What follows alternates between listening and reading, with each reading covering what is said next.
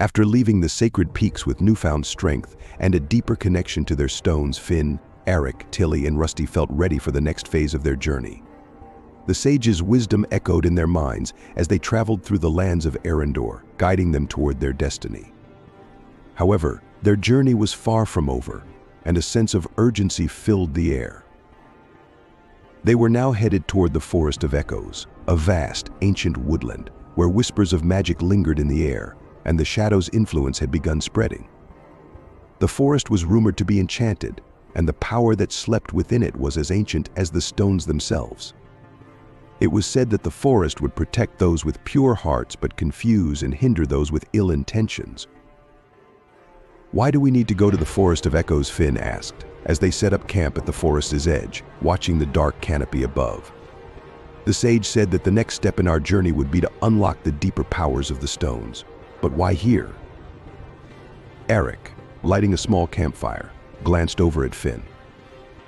The sage mentioned that we would find the heart of the forest here, something that can help us unite the stone's powers. He didn't say much about what it actually is, though.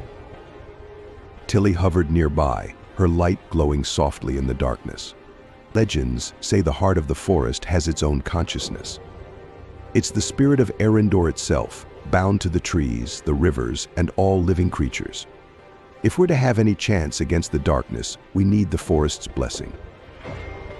Rusty, curled up near the fire, gave a soft bark, as if agreeing with Tilly. As dawn broke, they ventured deeper into the forest. The trees were ancient and towering, their thick roots twisting across the ground and vines hanging down from the branches, creating an almost impenetrable canopy that cast the forest floor in a dim, green light. The deeper they went, the more alive the forest seemed to become. Strange whispers drifted through the air, echoing off the trees, and they could almost feel the forest watching them. Hours passed, and the friends felt a subtle energy pulling them toward the heart of the forest. But as they ventured closer, an unsettling darkness began creeping in around them. The trees seemed to shift and move, creating an endless maze of twisted branches and thick roots. Shadows danced between the trees, moving just out of sight. "Stay close," everyone, Eric whispered, gripping his sword tightly. "Something's watching us." Suddenly, a cold wind swept through the forest, carrying with it an eerie whisper: "Turn back, or be lost forever." Finn's heart pounded, but he took a deep breath. "We can't turn back. The sage said the heart of the forest is our only hope." Rusty barked again, sensing Finn's determination. Together they pressed on, undeterred by the voices. The whispers grew louder, and from the shadows emerged a figure cloaked in dark mist, its form shifting and changing as if it were part of the forest itself. Its eyes glowed a cold, pale green as it regarded the friends with a penetrating gaze. "You seek the heart of the forest," the figure rasped, its voice carrying an ancient, timeless quality. "But the heart does not welcome strangers." Finn stepped forward, his voice steady. "We mean no harm to the forest. We seek its help to save Arendor from the darkness that threatens to consume it." The figure tilted its head, studying him. "Many have come seeking power, but few have come seeking the heart for the sake of others." It stretched out a bony hand, motioning toward a narrow path that wound deeper into the trees. "Follow the path, but be warned, only those with pure intentions may pass." They nodded solemnly and followed the path, the darkness thickening around them like a heavy mist.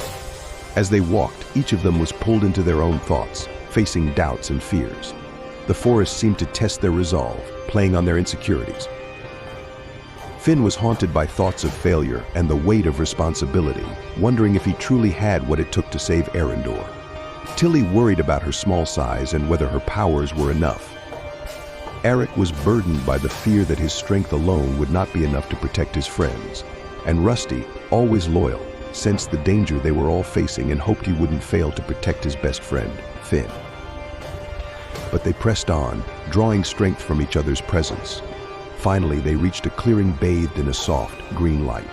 At the center of the clearing stood a massive tree, ancient beyond measure, its roots sprawling across the ground and its branches reaching high into the sky. Embedded in the trunk was a glowing crystal, pulsing with a life of its own, the heart of the forest. Finn approached the tree, feeling a warmth radiate from it. As he reached out, the crystal within the tree seemed to respond, glowing brighter. A voice, gentle and wise, echoed in his mind. "Finn, Eric, Tilly," Rusty the voice said, addressing each of them. "You have come seeking strength to protect Arendor. The forest senses your courage, your unity, and your selflessness. You are worthy of the heart's blessing." Finn felt a surge of energy as the heart of the forest connected with him and his friends, amplifying their connection to the stones. Each stone began to glow with its own power: the emerald green of earth, the fiery red of flames, the cool blue of water, and the bright silver of wind. Together, they shone brightly, creating a rainbow of colors that bathed the clearing in light. But just as they were basking in the power of the heart, the forest darkened once more, and the shadows crept closer. The darkness they had felt earlier was returning, stronger and more menacing than before. It seemed that the shadow had sensed their newfound power and was determined to stop them before they could leave the forest. A deep, menacing laugh echoed through the clearing, sending a chill down their spines. From the darkness emerged a creature like none they had seen before, a towering figure cloaked in shadows, its eyes glowing with malevolent light. It radiated an aura of pure darkness, powerful enough to snuff out the light around it. "Foolish children," the shadow hissed. "You may have the heart's blessing, but it will not save you. The darkness cannot be defeated." Finn took a step forward, his eyes filled with defiance. "We won't let you destroy Arendor. We have the stones, and the forest stands with us." The shadow laughed again, but there was an edge of anger in its voice. "Very well. Let us see if you truly have the power to stand against me." With that, the creature lunged, its shadowy form shifting and twisting as it attacked. The friends reacted swiftly, each of them tapping into the power of their stones, the heart's blessing amplifying their strength. Eric's sword glowed with flames as he charged forward, slashing through the shadow with a fiery arc. Tilly summoned a powerful gust of wind, swirling around the creature and momentarily trapping it. Rusty, his loyalty unwavering, stood by Finn's side, barking fiercely, his presence a grounding force for his friends. Finn, feeling the power of the earth stone, raised his hands, summoning vines from the ground. The vines wrapped around the shadow, holding it in place as the others unleashed their attacks. But the shadow fought back, lashing out with tendrils of darkness that nearly overwhelmed them. The heart of the forest glowed brighter, and the forest itself seemed to join the battle. Trees swayed, their branches reaching out like arms, and the ground trembled as roots rose up to aid the friends. Together, with the forest's support, they managed to drive the shadow back, its form flickering as it was weakened by the combined forces of nature and the stones. With a final surge of energy, Finn, Eric, Tilly, and Rusty joined hands, their stones glowing in unison, creating a beam of light that pierced through the shadow, shattering it into fragments that faded into the air. Exhausted but triumphant, they stood in silence as the forest returned to its tranquil state.